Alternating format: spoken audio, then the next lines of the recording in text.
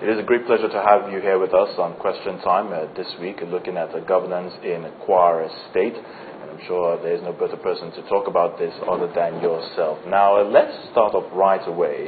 You're the indigenous governor, the 19th in Kwara State, and you've been given a huge mandate to ensure that things move on smoothly in Kwara State, of course, serving on the platform of the PDP. But let's come to the nitty-gritty of it now. Since you're swearing in, of course, you've had several challenges. You've seen what's on ground and the things that need to be done. How have you been able to galvanize governance, as it were, up to this point? Yes, thank you very much. I came in here 29th May 2011 with a clear picture of what we have on ground, where we want to go to, and how we want to get there.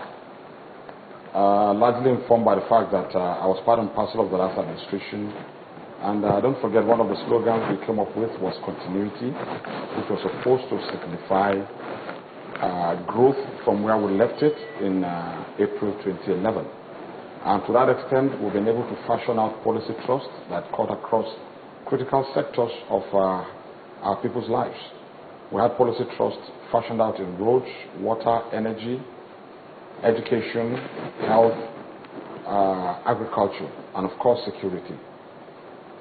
The essence of the policy trust is to help to define the pathway to achieving dividends of democracy for our people.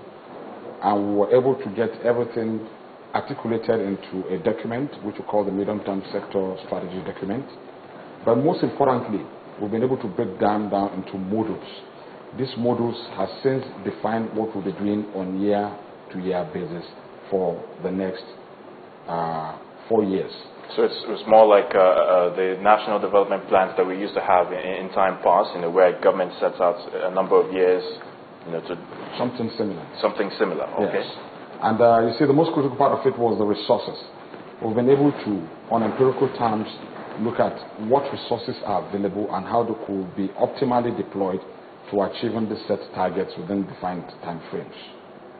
Now, talking about resources, of course, I know that coming to Kwara State, agriculture is actually the mainstay of the economy, and you wonder if actually the state government can meet up with some of its objectives, in providing services, infrastructure, and all whatnot, based on an agriculture. How has the state been able to deal with this? And talking about the resources. Yes, you see, resources, as it were, have been very challenging, no doubt, because areas that require resource application are quite huge. But we've been able to, like I said earlier, on empirical terms, look at areas of needs and how they all fit into one another. For instance, it's been clear to us that the only way we can truly evolve an economy that is sustainable and all-embracing will be to take what we know how to do best. And that's why we've championed the drive of agriculture as a means of driving our economic activities. The last administration saw us bringing in commercial farmers who pioneered the first commercial farming venture. And we've since learned our lessons from there, and we're moving on from there.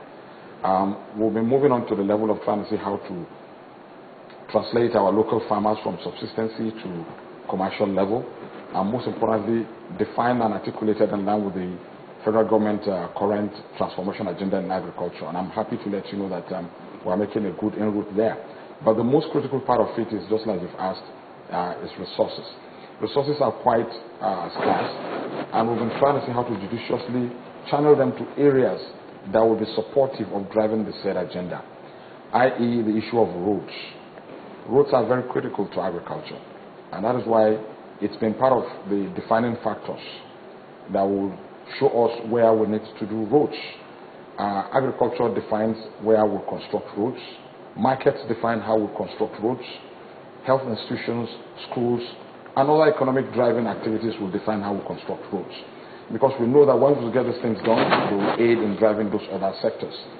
Our resources have been scarce, and we've not left any stone unturned in continuing to ensure that we keep driving the internally generated revenue.